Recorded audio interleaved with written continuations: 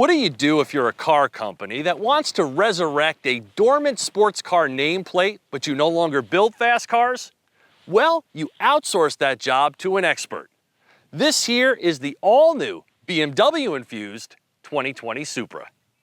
The last new Supra was sold here over 20 years ago, just as I had started my car review career.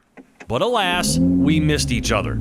So until this week, I had never driven the hallowed Supra. But I did drive the all-new BMW Z4 last year, and so my introduction to this car felt rather familiar. Why? Because as part of a 2012 agreement between the Japanese and German automakers, a sports car was born. BMW's is a drop top, while Toyota's is a coupe. Now, I am a convertible guy, but the Supra's styling has it all over the Bimmer Roadster. I mean, this car looks like it just jumped off of a teenager's sketch pad, and I mean that as a compliment. Its slick, almost cartoonish appearance is the sports car we imagined designing when we were kids. And the hat tip to Supras of the past found in the details is very cool.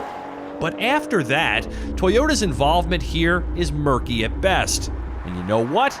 The Supra is so good, I don't really care. For about $56,000, Toyota is selling a fully stocked two-seater that'll leave you longing for another backroad blast. This BMW inline 6 is a great engine, and it fits the Supra perfectly. Its power delivery is so immediate, effortless, and smooth that you would never guess it's a turbo. Now, they claim it makes less horsepower here than in the Z4, but you never miss it.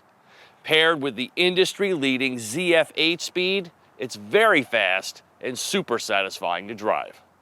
Toyota's official stat sheet lists its output at 335 horsepower and 365 pound-feet of torque, but it may actually be higher.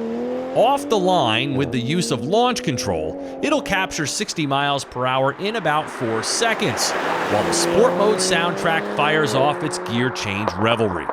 I love using the paddles on roads like this to extract the most emotion and control.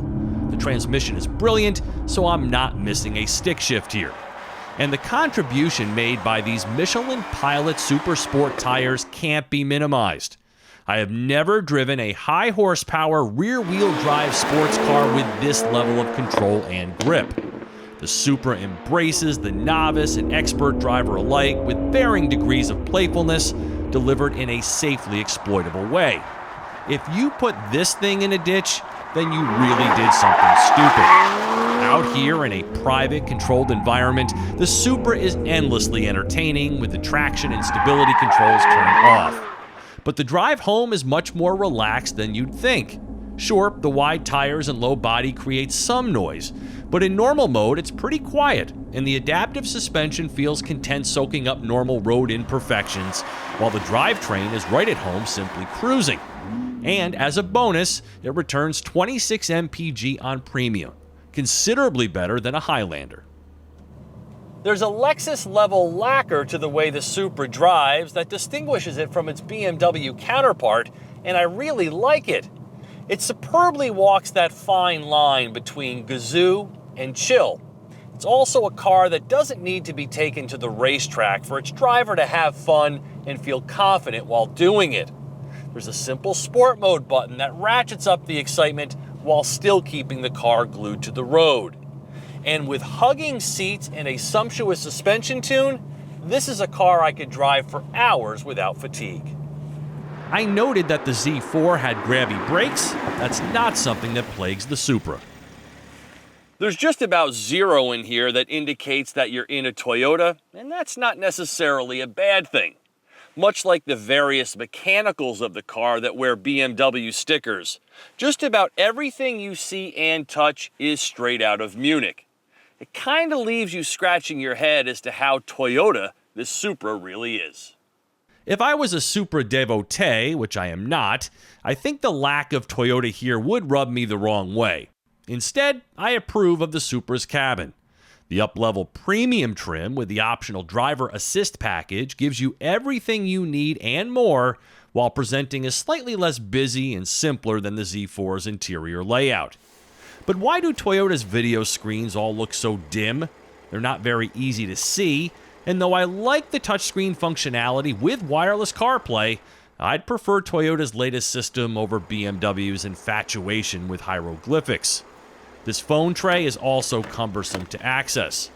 Now, visibility can be challenging, so a 360-degree camera would also be a nice option. And there's a heads-up display, which I appreciate, just wish it contained more info for sport mode. Can you travel in it?